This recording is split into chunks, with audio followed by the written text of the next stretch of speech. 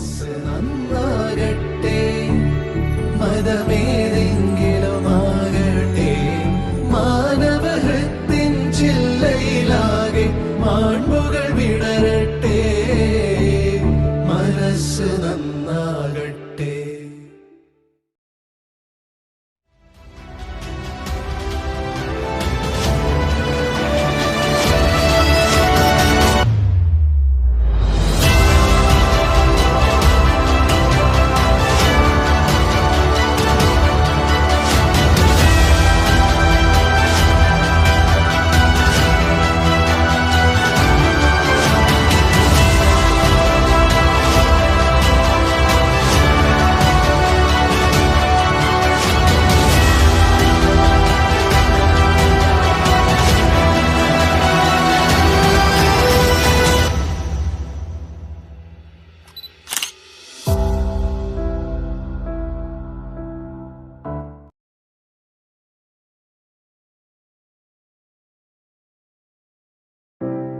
എല്ലാവർക്കും നമസ്കാരം.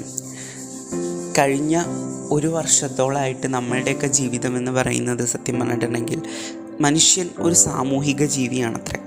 പക്ഷേ ഈ സാമൂഹിക ജീവിതത്തിൽ നിന്ന് വിരുദ്ധമായിട്ടാണ് സത്യം പറഞ്ഞിട്ടുണ്ടെങ്കിൽ നമ്മൾ ഏറെക്കുറെ ജീവിച്ചുകൊണ്ടിരിക്കുന്നത്. കാരണം ഒരാളെ സാമൂഹികമായിട്ട് നമുക്ക് കോണ്ടാക്റ്റ് ചെയ്യാൻ പറ്റുന്നില്ല, അടുത്തു നിന്ന് സംസാരിക്കാൻ പറ്റുന്നില്ല, ഒരു ഫംഗ്ഷന് നമുക്ക് പോകാൻ കഴിയുന്നില്ല. ഒരു ചതുരത്തിലൂടെയാണ് നമ്മളെല്ലാവിധ കാര്യങ്ങളും നടക്കുന്നത്. അതായത് നമ്മൾ ഫുഡ് ഓർഡർ ചെയ്യുന്നത് മുതൽ നമ്മൾ നമ്മുടെ സൗഹൃദം കാത്തു സൂക്ഷിക്കുന്ന, പഠിക്കുന്ന, ജോലി ചെയ്യുന്ന, അങ്ങനെ എല്ലാ കാര്യങ്ങളും നമ്മൾ ഫോൺ എന്ന് പറയുന്ന ഒരു ഇത്തിരി കുഞ്ഞിനെ ഡിപ്പെൻഡ് ചെയ്യുന്നുണ്ട്. അപ്പോൾ ഈ ഒരു സാഹചര്യത്തിൽ പ്രത്യേകിച്ച് അതിൻ്റെ ഏറ്റവും വലിയ ഇമ്പാക്റ്റ് ഉണ്ടാക്കിയിട്ടുള്ളത് നമ്മുടെ സ്റ്റുഡൻസിൽ തന്നെയാണ്. അത് നമുക്ക് ഒരിക്കലും നിഷേധിക്കാൻ പറ്റാത്തൊരു കാര്യമാണ്. കാരണം എന്താണെന്ന് വെച്ചിട്ടുണ്ടെങ്കിൽ ഓൺലൈൻ ക്ലാസ് എന്ന് പറഞ്ഞിട്ടാണ് മിക്ക ആളുകളും ഫോൺ എടുക്കുന്നത്. അപ്പോൾ മിസ്യൂസിങ് കൂടിയിട്ടുള്ള സംഭവങ്ങളുണ്ട്. മാത്രമല്ല അഡിക്റ്റഡ് ആയി പോയിട്ടുള്ള കാര്യങ്ങളുണ്ട്. ഇനി കണ്ണിന് ഒരുപാട് ഫോണിൻ്റെ ഉപയോഗം മൂലം കണ്ണിന് അസുഖം വന്നിട്ടുള്ള ആളുകളുണ്ട്. അങ്ങനെ പല ആരോഗ്യ പ്രശ്നങ്ങളും വന്നിട്ടുള്ള ആളുകളുണ്ട്. അപ്പോൾ മാത്രമല്ല ഏറ്റവും കൂടുതലും വിദ്യാർത്ഥികൾക്ക് പറ്റിയിട്ടുള്ളൊരു നഷ്ടം, ഞാൻ എൻ്റെ വ്യക്തിപരമായ അനുഭവത്തിൽ നിന്ന് പറയുമ്പോൾ വിദ്യാർത്ഥികൾക്ക് പറ്റിയിട്ടുള്ള ഏറ്റവും വലിയ നഷ്ടം എന്ന് പറയുന്നത് കലോത്സവം, ശാസ്ത്രോത്സവം എന്നിവയൊക്കെ നഷ്ടപ്പെട്ടതാണ്. കാരണം വെറും ടെക്സ്റ്റ് ബുക്കിൽ പഠിച്ചത് വായിച്ച് അതുപോലെ തന്നെ ക്വസ്റ്റ്യൻ പേപ്പറിൽ നോക്കി ആൻസർ പേപ്പറിൽ ഛർദ്ദിച്ച് വയ്ക്കുന്ന ഒരു സിസ്റ്റമാണ് എന്നുള്ളതിലുപരി ഒരു സ്കൂൾ ലൈഫിൽ നിന്ന് നമുക്ക് കിട്ടേണ്ട കുറേ കാര്യങ്ങളുണ്ട്. സൗഹൃദം ലഭിക്കണം, മികച്ച സൗഹൃദങ്ങൾ ലഭിക്കണം, കായിക രംഗങ്ങളിലൊക്കെ നമുക്ക് പങ്കെടുക്കാനുള്ള കഴിവ്, അല്ലെങ്കിൽ അത് അതിലൂടെ നമുക്ക് ലഭിക്കുന്ന സൗഹൃദം, അവിടുന്ന് മറ്റു പലരുടെയും വിദഗ്ധരുടെ, അതായത് നമ്മൾ അവിടുന്ന് കണ്ടുമുട്ടുന്ന ടീച്ചേഴ്സിൻ്റെയോ അല്ലെങ്കിൽ നമ്മളുടെ ഒപ്പം നിൽക്കുന്ന ആളുകളുടെയുള്ള പല ഉപദേശം, അങ്ങനത്തെ പല ഉപദേശങ്ങളും നമുക്ക് ചിലപ്പോൾ നമ്മുടെ ലൈഫിലേക്ക് തന്നെ ഒരു മുതൽക്കൂട്ടായിരിക്കും. അങ്ങനത്തെ ഒരുപാട് അനുഭവങ്ങൾ, അങ്ങനത്തെ ഒരുപാട് കാര്യങ്ങളാണ് നമ്മളെ കുട്ടികളിൽ നിന്ന് കൊറോണ കവർന്നെടുത്ത് കൊണ്ടുപോയിച്ചത്. അപ്പോൾ ജനതയിലെ NSS ടീം എന്താ ചെയ്യുന്നതെന്ന് വെച്ചിട്ടുണ്ടെങ്കിൽ അങ്ങനെ നഷ്ടപ്പെട്ടിട്ടുള്ളത് ഒരിക്കലും നമുക്ക് വിർച്വലായിട്ട് എന്ന് പറഞ്ഞാൽ റിയലായിട്ടുള്ള ഒരു കാര്യം വിർച്വലായിട്ട് ക്രിയേറ്റ് ചെയ്യുക എന്ന് പറയുന്നത് ഇമ്പോസിബിളാണ്. പക്ഷേ നമ്മളെല്ലാവരുടെയും ഇന്നത്തെ സാഹചര്യം അനുസരിച്ചിട്ട് ഞങ്ങളാൽ കഴിയുന്ന വിധം അല്ലെങ്കിൽ അവരാൽ കഴിയുന്ന വിധം അവർ ശ്രമിക്കുകയാണ് ഒരു കലോത്സവത്തിന് വേണ്ടിയിട്ട്. ഇവിടെ കുട്ടികൾക്ക് എല്ലാ വിധത്തിലുള്ള അവരുടെ കഴിവും പ്രകടിപ്പിക്കാൻ കഴിയും. അതായത് പാട്ടുണ്ട്, മത്സരങ്ങളുണ്ട്, എഴുത്തുണ്ട്, ഇനി ഓരോ പുതിയ ആശയങ്ങളുണ്ടെങ്കിൽ ആ ആശയങ്ങൾ പങ്കുവയ്ക്കാം. അങ്ങനെ എല്ലാ തരത്തിലുള്ള സർഗാത്മകമായിട്ടുള്ള പ്രവർത്തനങ്ങളും സർഗോത്സവം എന്ന് പറയുന്ന ഈ പദ്ധതി അല്ലെങ്കിൽ ഈ പരിപാടിയിലൂടെ സാധിച്ചെടുക്കാവുന്നതാണ്. അപ്പോൾ ഇത് കുട്ടികൾക്ക് സത്യം പറഞ്ഞിട്ടുണ്ടെങ്കിൽ വളരെയധികം ബോറിംഗ് ആയിട്ട് ഒതുങ്ങിക്കൂടി കഴിയുന്ന ഈ ഒരു സാഹചര്യത്തിൽ വലിയൊരു ഉപകാരവും അല്ലെങ്കിൽ വലിയൊരു ആശ്വാസമാവും എന്നുള്ളത് തീർച്ചയാണ്. അപ്പോൾ ഇതിൽ പങ്കെടുക്കുന്ന എല്ലാ കുട്ടികൾക്കും എൻ്റെ ആശംസകൾ. പിന്നെ എല്ലാ മത്സരത്തിലും എന്ന് പറയുന്നത് പോലെ തന്നെ ജയം തോൽവി എന്നുള്ളതല്ല, നമ്മളതിൽ പങ്കെടുക്കുമ്പോൾ അപ്പോൾ നമുക്ക് ലഭിക്കുന്ന അനുഭവം അത്രയേ ഉള്ളൂ. അപ്പോൾ എന്തായാലും പങ്കെടുക്കുന്നവർക്കും വിജയികളാവുന്നവർക്കുമെല്ലാം എൻ്റെ ആശംസകൾ അറിയിക്കുകയാണ്.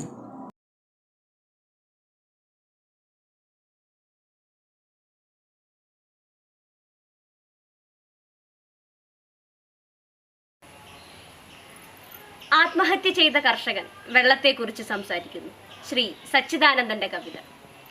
വെള്ളം സ്വർഗത്തിലെ മഞ്ഞായിരുന്നു, കാരണവന്മാരുടെ പ്രാർത്ഥനയിലലിഞ്ഞ് അത് ഉറവകളുടെ സൂര്യകാന്തികളായി ഭൂമിയിൽ വിരിഞ്ഞിറങ്ങി. വെള്ളം ഞങ്ങളുടെ മാതൃഭാഷയായി, അതിലൂടെ വെളിവും വിളവും നേടി ഞങ്ങൾ തലമുറകളോട് സംസാരിച്ചു.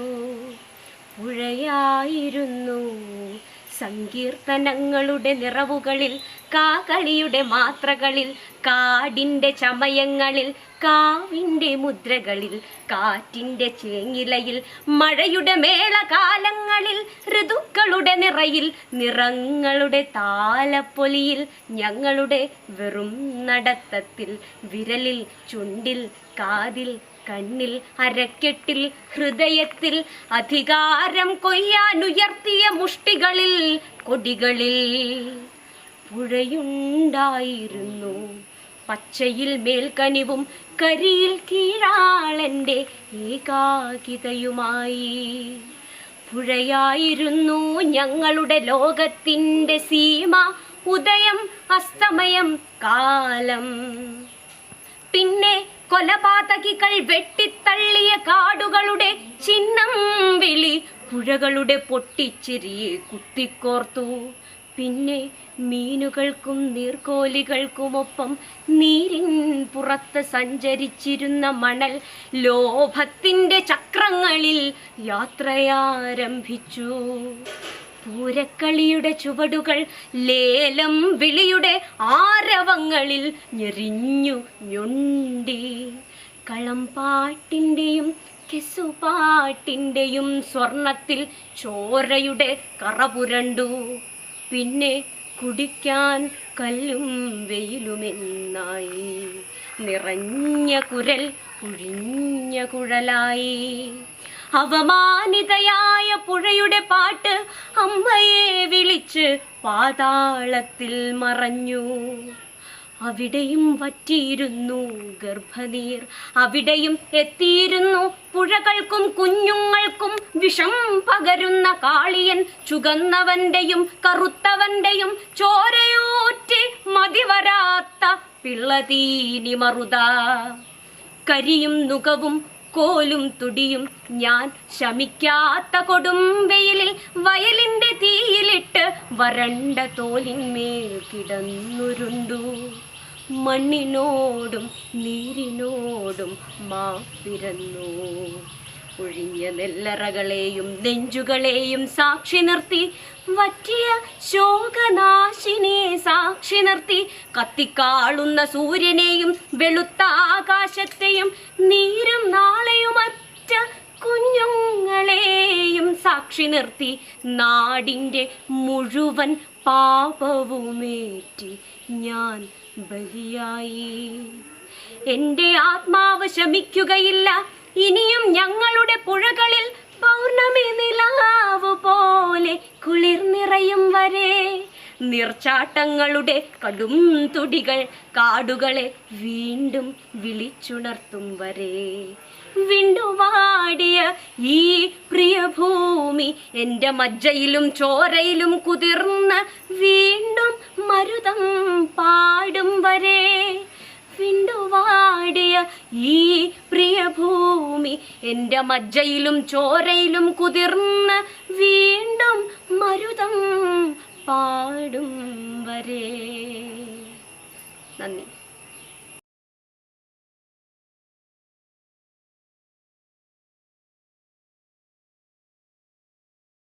നമസ്കാരം, ഞാൻ പവിത്ര.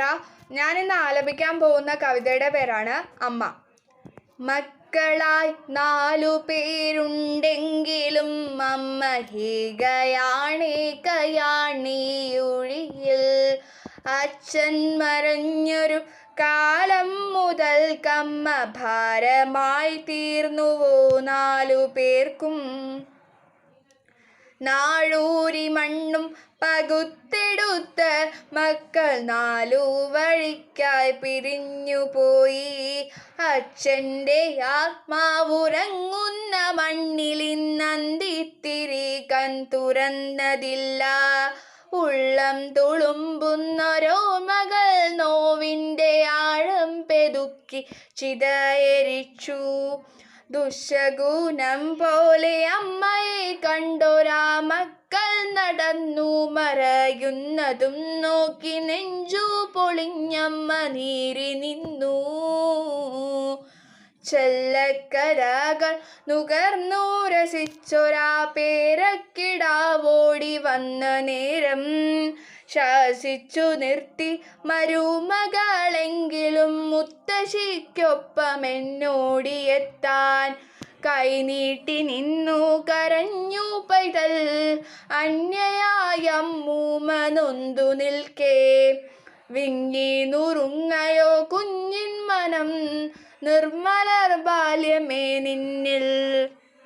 പകനൊട്ടൊരച്ഛനും അമ്മയും എന്തു നേടി മക്കളെ ഓർക്കുക തീരാത്ത ദുരിതമായി നിങ്ങളെ ചൂഴുന്ന താപമായി തീരുമീ മാതൃശാപം.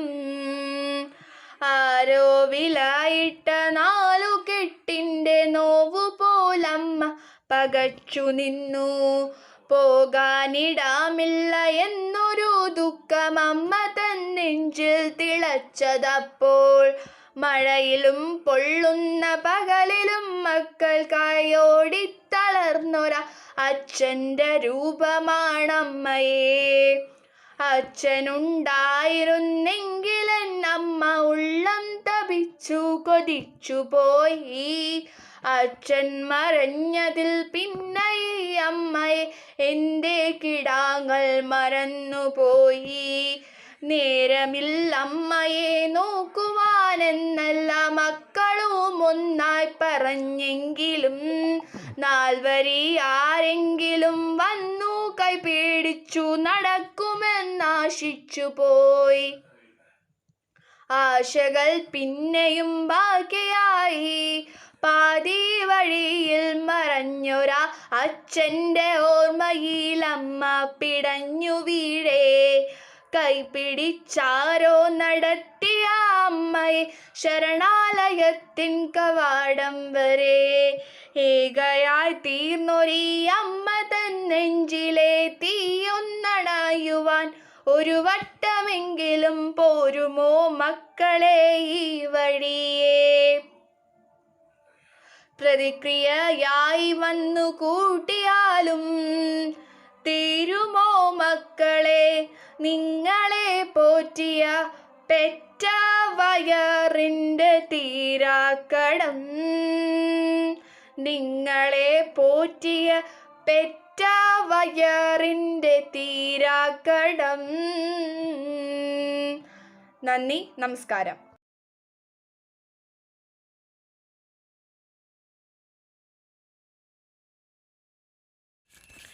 പുഴയുടെ തീരത്തൊരുത്രാടരാവിൽ വിസ്മയമോടെ ഞാൻ നിന്നു.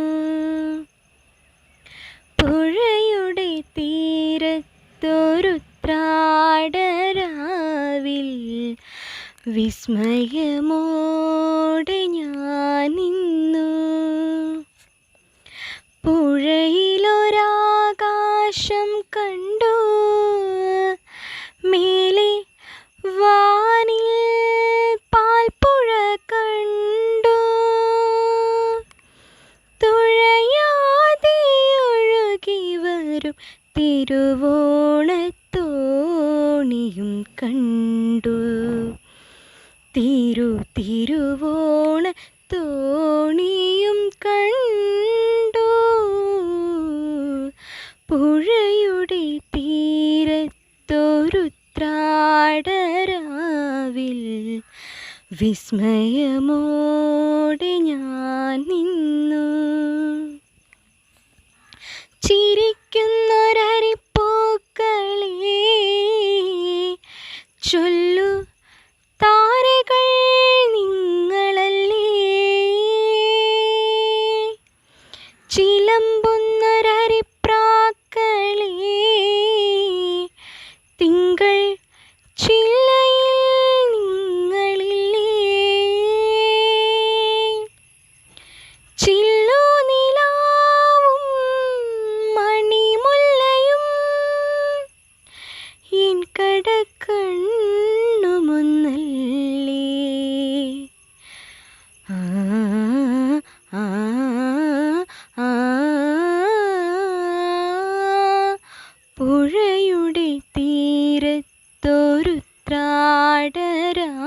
രാവിൽ വിസ്മയമോടെ ഞാൻ നിന്നു. പ്രകൃതി മനോഹരി നീ രാവിൻ നിറ പറയൊരുക്കുന്നുവോ. പ്രണവമന്ത്രാക്ഷരത്താൽ നിന്നെ ദിക്കുകൾ വാഴ്ത്തുന്നുവോ. ശ്രാവണവും നിൻ വാസന്തവും എന്നുടൽ ചേലുമൊന്നല്ലേ. ആ ആ ആ പുഴയുടെ തീരത്തൊരുത്രാട രാവിൽ വിസ്മയമോടെ ഞാൻ നിന്നു. പുഴയുടെ തീരത്തൊരുത്രാട രാവിൽ വിസ്മയമോടെ ഞാൻ നിന്നു. പുഴയിലൊരാകാശം കണ്ടു, മേലെ വാനിൽ പാൽപ്പുഴ കണ്ടു. തുഴയാതെ ഒഴുകി വരും തിരുവോണത്തോണിയും കണ്ടു. തിരുവോണ തോണിയും കണ്ടു. പുഴയുടെ തീരത്തൊരുത്രാട രാവിൽ വിസ്മയമോടെ ഞാൻ നിന്നു. പുഴയുടെ തീരത്തൊരുത്രാട രാവിൽ വിസ്മയമോടെ ഞാൻ നിന്നു.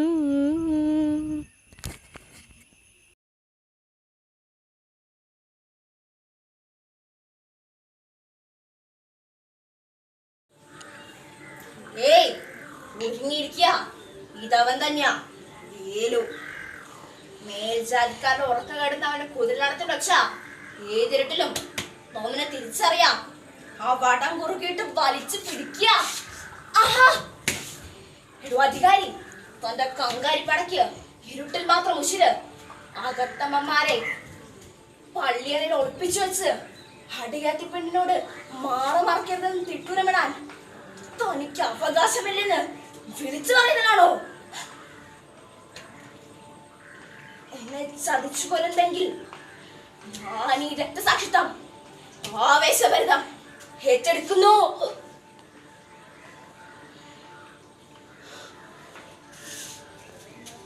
ശ്രീനാരായണ ഗുരുവിന്റെ ജനനത്തിന് 3 ദശകങ്ങൾക്ക് മുൻപ് അനാചാരങ്ങൾക്കെതിരെ പൊരുതുവിട മരിച്ച ആറാട്ടുപുഴ വേലായുധ പണിക്കരുടെ അധികാരങ്ങളെ വെല്ലുവിളിച്ച് ജാതി മേലാളന്മാർക്ക് മുൻപിൽ സ്വന്തം മാറടമർത്തു കൊടുത്ത ചിരുത എന്ന തെയ്യാടി പെണ്ണിന്റെയും ഓർമ്മകൾക്ക് മുൻപിൽ ഈ ഏകാഭിനയം ഞാൻ സമർപ്പിക്കുന്നു. അടിക്കല്ലപ്പ, എനിക്കിട്ട് പേടിയപ്പ, എനിക്ക് ചൊപ്പടിയില് പോവണ്ടപ്പ, അടിക്കല്ലപ്പ. ഇല്ല, എന്റെ മോളെ ചൊപ്പടിക്ക് അയക്കാൻ ഞാൻ സമ്മതിക്കില്ല. 4 നാൾ അതിനുള്ളിൽ കിടന്നപ്പോ ഞാൻ അനുഭവിച്ച വേദന എനിക്ക് അറിയൂ. ഇതൊക്കെ നിർത്തലാക്കണം. ആർക്കുണ്ട് ധൈര്യം?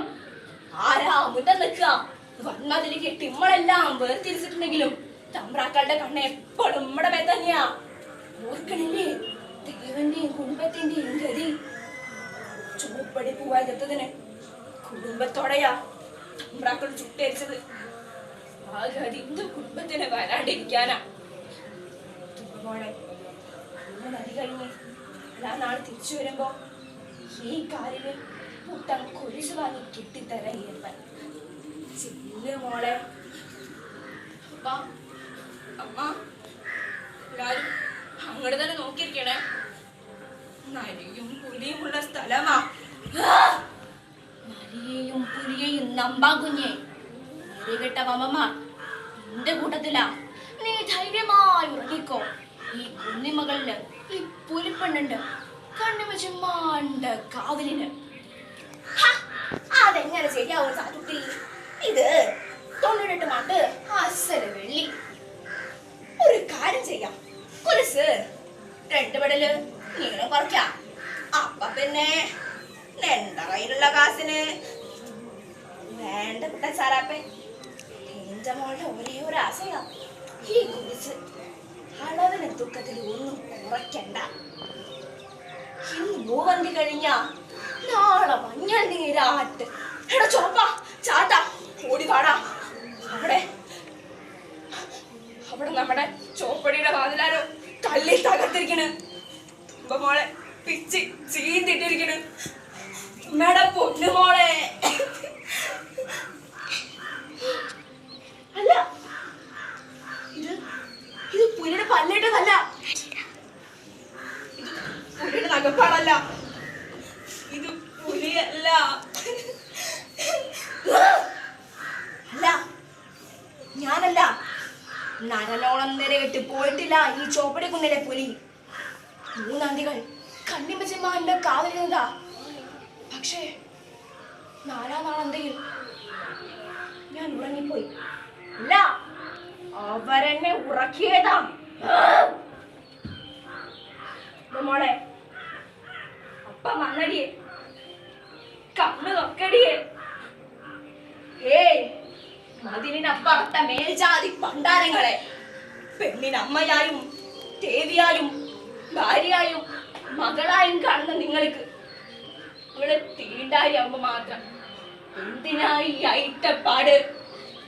ഊർ ജനങ്ങളെ, ഈ നാട്ടുകൂട്ടങ്ങൾ ഉണ്ടാക്കണ നിയമങ്ങളെല്ലാം പാവങ്ങളെ കൊന്നു തിന്നാനുള്ള മരണക്കെണിയാ, മരണക്കെണി. മോളെ തല്ല് കൊണ്ട് നീര് കെട്ടിയ നിന്റെ കാലില് പനി കൊലുസൊന്ന് അണിയിക്കട്ടെ. എന്നിട്ട് ഇനി ചപ്പനോടൊപ്പം താളം ചവിട്ടടിയേ.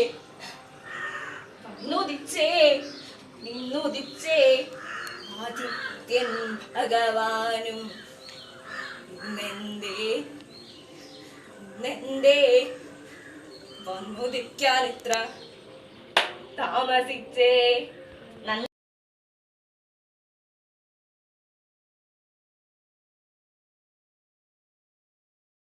ഹായ്, ഞാനിവിടെ വന്നിരിക്കുന്നത് ഒരു ആപ്പ് പ്രസന്റ് ചെയ്യാൻ വേണ്ടിയിട്ടാണ്. അപ്പോൾ ഈ ആപ്പിനെ കുറിച്ച് പറയുകയാണെങ്കിൽ നമ്മൾ പണ്ട് മുതലേ കേട്ട് വരുന്ന 2 വാക്കുകളാണ് കൃഷി, കാർഷിക മേഖല തുടങ്ങിയവ.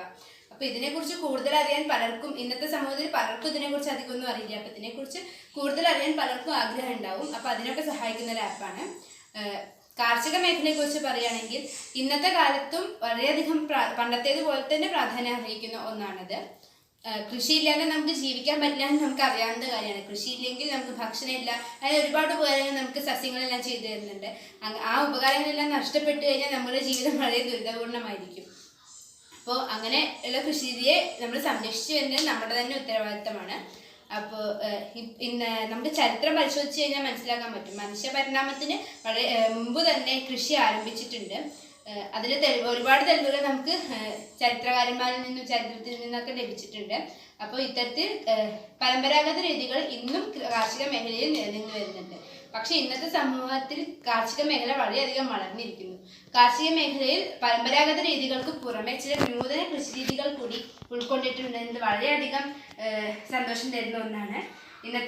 ഇന്നത്തെ ഓൺലൈൻ വിദ്യകൾ ഉപയോഗിച്ചൊക്കെ ഒരുപാട് കാർഷിക മേഖലയിലുണ്ട്.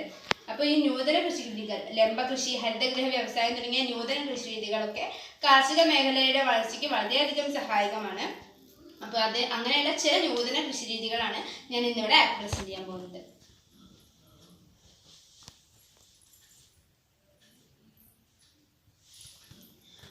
അപ്പോൾ ഈ ആപ്പിനെ കുറിച്ച് പറയുകയാണെങ്കിൽ ഇതിൽ അഗ്രോണമി എന്നാണ് ആപ്പിൻ്റെ പേര്. ഇതിൽ നമ്മൾ റൂൾസ് ബട്ടൺ ക്ലിക്ക് ചെയ്ത് കഴിഞ്ഞാൽ നമുക്കത് എങ്ങനെ ഉപയോഗിക്കാം എന്ന് കാണാൻ പറ്റും. അത് എങ്ങനെ ഉപയോഗിക്കാം എന്ന് നമ്മൾ വായിച്ച് മനസ്സിലാക്കിയ ശേഷം ബാക്ക് ബട്ടൺ അമർത്തി നമുക്ക് ഫ്രണ്ട് പേജിലേക്ക് തന്നെ തിരിച്ചു പോകാനും സാധിക്കും. ഇനി ഇതിൻ്റെ ഉപയോഗം എങ്ങനെയാണെന്ന് വെച്ചാൽ സ്റ്റാർട്ട് കൊടുത്തു കഴിഞ്ഞാൽ നമ്മൾ എത്തുന്നത് ഏത് കൃഷിരീതിയാണോ നമുക്ക് ആവശ്യം എന്ന് നമുക്ക് തിരഞ്ഞെടുക്കാൻ സാധിക്കും. അതിപ്പോൾ ഇതിൽ കൊടുത്തിരിക്കുന്ന ഫാം ഓട്ടോമേഷൻ, ഹരിതഗൃഹ വ്യവസായം ലംബകൃഷി, ജൈവകൃഷി, തീവ്രമായ കൃഷി തുടങ്ങിയ കുറച്ച് കൃഷി രീതികളെ മാത്രമാണ് ഇതിൽ കൊടുത്തിട്ടുള്ളൂ. പക്ഷേ ഇത് വളരെയധികം വ്യക്തമായി കൊടുത്തിട്ടുണ്ട്. നമുക്ക് ഏത് കൃഷി രീതിയെക്കുറിച്ചാണോ മനസ്സിലാക്കേണ്ടത് ആ കൃഷി രീതിയെ നമ്മൾ ടച്ച് ചെയ്ത് കഴിഞ്ഞാൽ നമുക്ക് കിട്ടുന്ന പേജിൽ അതിനെക്കുറിച്ച് വളരെ വ്യക്തമായി പ്രതിപാദിച്ചിട്ടുണ്ട്. അതിൽ നിന്ന് ഫാം ഓട്ടോമേഷനിൽ നമുക്ക് മനസ്സിലാക്കാൻ കഴിയും. അത് പലപ്പോഴും സ്മാർട്ട് ഫാമിങ്ങുമായി ബന്ധപ്പെട്ടിരിക്കുന്നു. അതേപോലെ തന്നെ കന്നുകാലി ഉൽപ്പാദനത്തിലും കാര്യക്ഷമമായ വിളയിലും ഒക്കെ നമുക്ക് ഈ ഫാം ഓട്ടോമേഷനിൽ നമുക്ക് കിട്ടുന്നുണ്ട്. അങ്ങനെ ഒരുപാട് കാര്യങ്ങൾ നമുക്ക് വ്യക്തമായി ഫാം ഓട്ടോമേഷനെ കുറിച്ച് മനസ്സിലാക്കാൻ പറ്റും. അതുപോലെ തന്നെ ഇതിലെ പ്രശ്നങ്ങളും ഇതിലെ ഗുണങ്ങളുമെല്ലാം ഇതിൽ വ്യക്തമായി കൊടുത്തിട്ടുണ്ട്. ഇനി നമുക്കിത് ഫുൾ വായിച്ച് നമ്മൾ മനസ്സിലാക്കി കഴിഞ്ഞു എന്ന് വെച്ചാൽ ബാക്ക് ബട്ടൺ അമർത്തിയാൽ വീണ്ടും നമുക്ക് കൃഷി രീതി തിരഞ്ഞെടുക്കാൻ സാധിക്കും. ഇനി നമുക്ക് ഏത് കൃഷി രീതിയാണ് നമുക്ക് അറിയേണ്ടത് അത് അടുത്തത് ക്ലിക്ക് ചെയ്ത് കഴിഞ്ഞാൽ അതിനെക്കുറിച്ചും അറിയാൻ പറ്റും. ഇതിലും എല്ലാ കൃഷി രീതികളിലും തന്നെ വളരെയധികം വ്യക്തമായി ഗുണങ്ങളും ദോഷങ്ങളും അത് എന്താണെന്നും എല്ലാം പ്രതിപാദിക്കുന്നുണ്ട്. നമുക്ക് വളരെ നന്നായി മനസ്സിലാക്കാൻ കൃഷി രീതികളെ കുറിച്ച് നന്നായി മനസ്സിലാക്കാൻ പറ്റുന്ന ഒരു ആപ്പാണ്. അതേപോലെ തന്നെ ലംബ കൃഷിയായാലും അതിനെക്കുറിച്ചും വളരെ വ്യക്തമായി പ്രതിപാദിച്ചിട്ടുണ്ട്.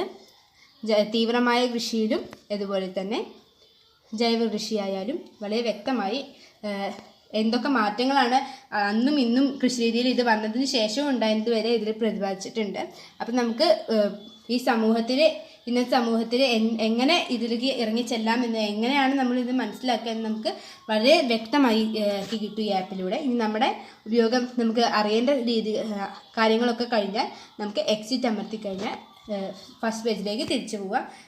അത് സ്റ്റാർട്ട് പേജിൽ തന്നെ എത്തും. അപ്പോൾ ഇത്തരത്തിലൊരു ആപ്പാണ് ഞാനിവിടെ പറഞ്ഞത്.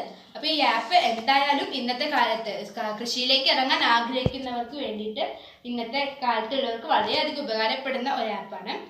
ഇന്നത്തെ കാലത്ത് പലർക്കും കാർഷിക മേഖലയിലേക്ക് ഇറങ്ങാൻ വളരെയധികം ആഗ്രഹമുണ്ട്. അപ്പോൾ പലർക്കും അത് എന്താണ് ഇന്നത്തെ കൃഷി രീതികൾ എങ്ങനെയാണെന്നും എന്താണെന്നും പലർക്കും അറിയില്ല. അപ്പോൾ അത് അറിയിക്കാൻ വേണ്ടിയിട്ട് നമുക്ക് ഈ ആപ്പ് വളരെ ഉപകാരപ്രദമാണ്. ഇന്നത്തെ സമൂഹത്തിൽ ഇങ്ങനൊരു ആപ്പ് ഉണ്ടെങ്കിൽ കാർഷിക മേഖലയിൽ വളരെയധികം നമുക്ക് സ്വാധീനം ചെലുത്താൻ സാധിക്കും. അങ്ങനെ വളരെ സഹായിക്കുന്ന വളരെ നല്ലൊരു ആപ്പാണിത്.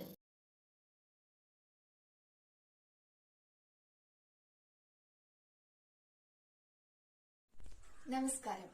നവീനാശയാവതരണം എന്നുള്ള വിഷയത്തില് ഞാൻ തിരഞ്ഞെടുത്തിരിക്കുന്നത് കാർഷിക മേഖലയാണ്.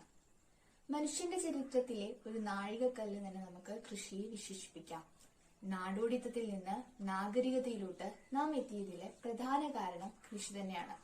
പക്ഷെ ആ കൃഷിയോട് മനുഷ്യൻ എപ്പോഴോ സ്റ്റാറ്റസിന് കുറവ് എന്നുള്ള തരത്തിലുള്ള കാണാൻ തുടങ്ങി.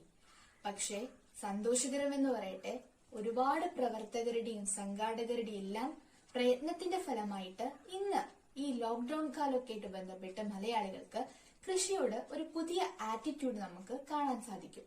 പക്ഷെ അപ്പോഴും വില്ലനായിട്ട് എത്തുന്നതാണ് നമ്മുടെ മഴ, കാലം തെറ്റി എത്തുന്ന നമ്മുടെ വർഷം. അപ്പോ ആ ഒരു സമയത്ത് ഈ ഒരു കുറച്ച് വർഷങ്ങളായിട്ട് നമുക്ക് ശരാശരിയിലധികം മഴ ലഭിക്കുന്നത് കാണാം. അങ്ങനെയുള്ള അവസരത്തില് നമ്മുടെ അന്തരീക്ഷത്തില് ഊഷ്മാവിന്റെ അളവ് അല്ലെങ്കിൽ ജലാംശത്തിന്റെ അളവ് കൂടി നിൽക്കുകയും നിലത്തെല്ലാം വെള്ളം കെട്ടി നിൽക്കുകയും സൂര്യപ്രകാശം ആവശ്യത്തിന് ചെടികൾക്ക് വലിക്കാതിരിക്കാൻ അല്ലെങ്കിൽ ആഗിരണം ചെയ്യാതിരിക്കാൻ സാധിക്കാതെ വരികയൊക്കെ ചെയ്യും. അപ്പൊ ഇങ്ങനെയുള്ള അന്തരീക്ഷത്തില് ചെടികൾക്ക് വളരാൻ ബുദ്ധിമുട്ടാണ്, അല്ലെങ്കിൽ അവര് വളർച്ച നിൽക്കുക തന്നെ ചെയ്യും. അങ്ങനെയുള്ള അവസരത്തിൽ ഉപയോഗിക്കാൻ പറ്റുന്ന ഒരു രീതിയാണ് മഴമറ കൃഷി രീതി. ഇത് ഗ്രീൻ ഹൗസിന്റെ ഒരു കുഞ്ഞു മാതൃകയാണ്, പക്ഷെ അത്ര ചെലവില്ല. അതുകൊണ്ട് തന്നെ നമ്മുടെ കേരളക്കാർക്ക് തീർച്ചയായിട്ടും ഉപയോഗിക്കാൻ പറ്റുന്ന ഒരു കൃഷി രീതിയാണ് മഴമര കൃഷി രീതി. ഇത് ഉണ്ടാക്കാൻ വേണ്ടിയിട്ട് നമുക്ക് 20 മീറ്റർ നീളവും 5 മീറ്റർ വീതിയുമുള്ള ഒരു സ്ഥലം, അത് നന്നായിട്ട് സൂര്യപ്രകാശം കിട്ടുന്ന ഒരു സ്ഥലമായിരിക്കണം. അതായിരിക്കും ഉത്തമം. ആദ്യമായിട്ട് ചട്ടക്കൂട് ഉണ്ടാക്കാൻ വേണ്ടിയിട്ട് നമുക്ക് മുളയോ അല്ലെങ്കിൽ കവുങ്ങോ മറ്റു മരങ്ങളോ അല്ലെങ്കിൽ ഇരുമ്പിന്റെ GISM പൈപ്പുകളോ ഒക്കെ നമുക്ക് ഉപയോഗിക്കാൻ പറ്റും. ഈ ചട്ടക്കൂട് ഉണ്ടാക്കിയതിനു ശേഷം നമുക്ക് മേൽക്കൂരയാണ് ഉണ്ടാക്കേണ്ടത്. മേൽക്കൂര ഉണ്ടാക്കാൻ വേണ്ടിയിട്ട് സൂര്യപ്രകാശം നന്നായിട്ട് കടത്തിവിടുന്ന സുതാര്യമായ 200 മൈക്രോണെങ്കിലും കട്ടിയുള്ള പോളിത്തീൻ UV സ്റ്റെബിലൈസ്ഡ് ഷീറ്റുകളാണ് ഉപയോഗിക്കേണ്ടത്. ആ മേൽക്കൂരയുടെ സ്ട്രക്ചർ ഒന്നെങ്കിൽ നമുക്ക് ഒരു അർദ്ധവൃത്താകൃതിയിൽ ഉണ്ടാക്കാം, അല്ലെങ്കിൽ നമുക്ക് ചെരിഞ്ഞ പന്തലാകൃതിയിലും ഉണ്ടാക്കാം. നമുക്കറിയാം കേരളത്തിൽ നന്നായിട്ട് മഴ ലഭിക്കുന്ന ഒരു സ്ഥലമാണ്. അതുകൊണ്ട് തന്നെ ചെരിഞ്ഞ പന്തലാകൃതിയായിരിക്കും കൂടുതൽ ഉത്തമം എന്ന് പറയുന്നത്. അപ്പൊ ഇതാണ് നമ്മളുടെ മഴമര കൃഷിയുടെ രീതിയുടെ സ്ട്രക്ചർ എന്ന് പറയുന്നത്. ഇനി ഇതിൽ നമുക്ക് മറ്റ് കൃഷി രീതികളും ഒപ്പം ഉപയോഗിക്കാൻ പറ്റും. അതായത് പ്രിസിഷൻ ഫാമിംഗ്, സൂക്ഷ്മ കൃഷി ഇതിനൊപ്പം അതിലെ തുള്ളി നനയും ഫെർട്ടിഗേഷനും ഒക്കെ നമുക്ക് ഇതിൽ ഉപയോഗിക്കാം. അതുവഴി നമ്മളുടെ മഴമര കൃഷി രീതി കൂടുതൽ ആയാസകരമാക്കുകയും വിളവ് കൂട്ടുകയും നമുക്ക് ചെയ്യാൻ പറ്റും. ഇനി ഇതിലെ മറ്റ് ഗുണങ്ങളെ കുറിച്ച് നമുക്ക് സംസാരിക്കാം. ഇതൊരു പ്രത്യേക കാലത്തെ നമുക്ക് ആശ്രയിക്കേണ്ടി വരില്ല. അതുകൊണ്ട് നമുക്ക് വർഷം മുഴുവൻ ഈ കൃഷി രീതി ഉപയോഗിക്കാൻ സാധിക്കും.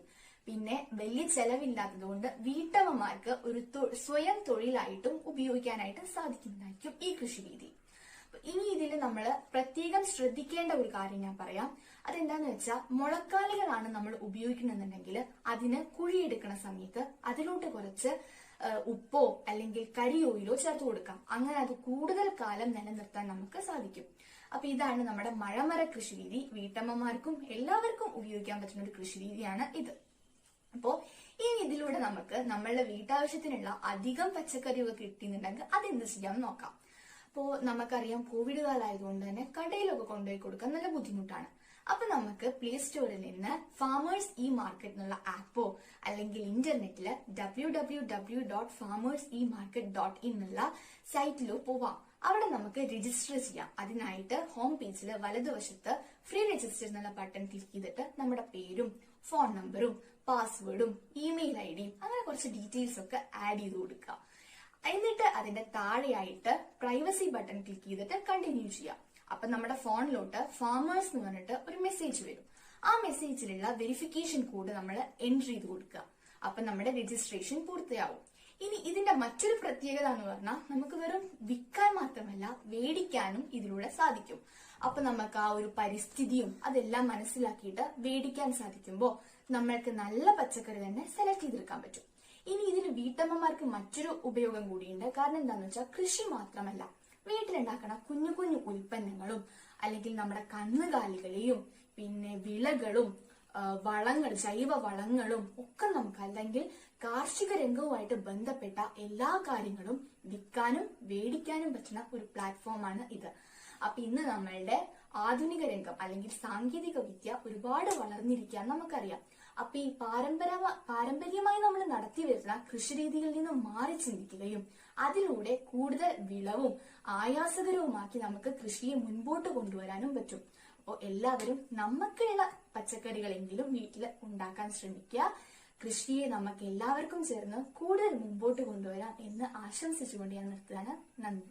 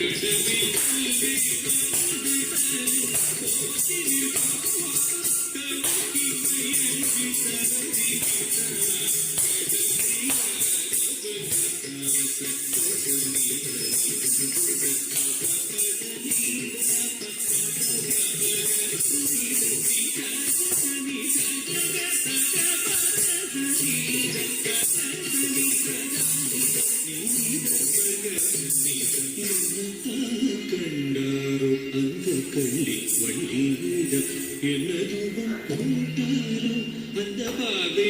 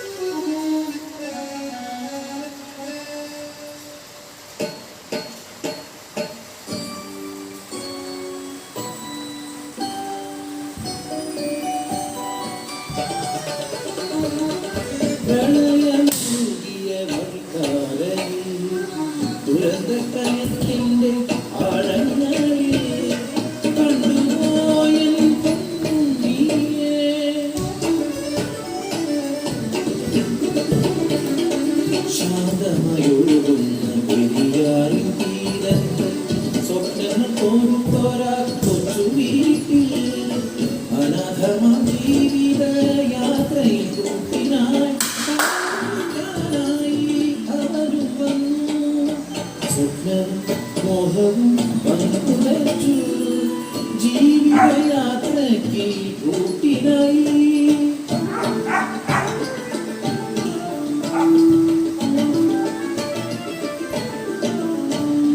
നാളേറെ ചെന്നിട്ടും നേർച്ചകൾ നേരിട്ടും മുങ്ങിക്കാലൊന്നും കണ്ടതില്ല. അമ്മ മനസ്സിന്റെ മോഹങ്ങളെല്ലാം കാഴ്ക്കിനായി തീരുമോ?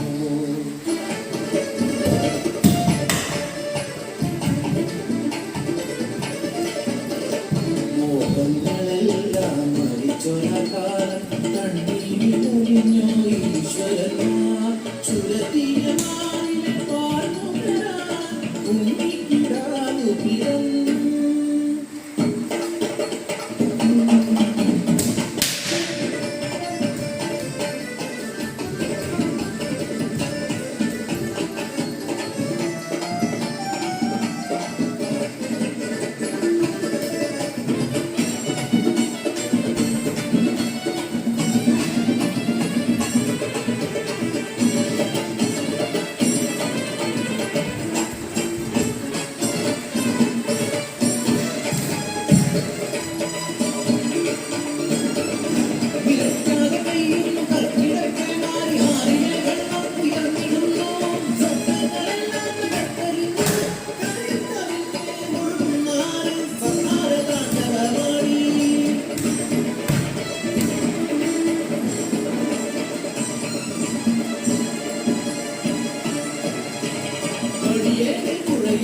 അറിയാതെയായി വീടുകളെല്ലാം വെള്ളത്തിലായി.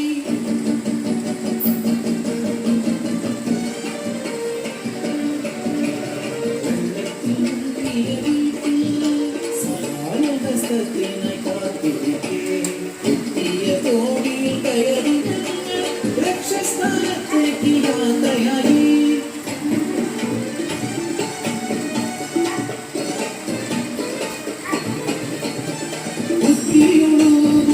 ആരുടെ ആഴത്തിൽ നിലതെറ്റി തോണി മറിഞ്ഞു. ആൾ പറ്റി കിടന്നൊരു പെട്ടെന്ന് കൈവിട്ടു വീണുപോയി.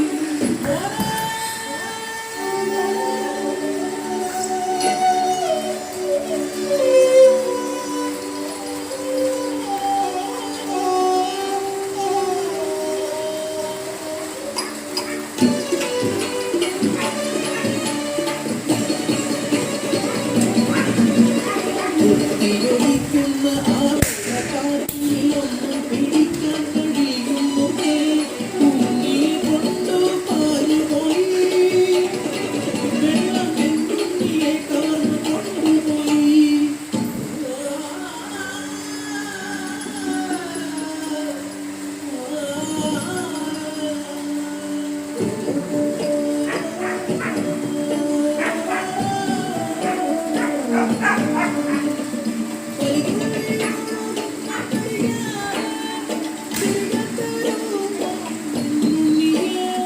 താരാട്ടുപാടി മതിയായില്ല.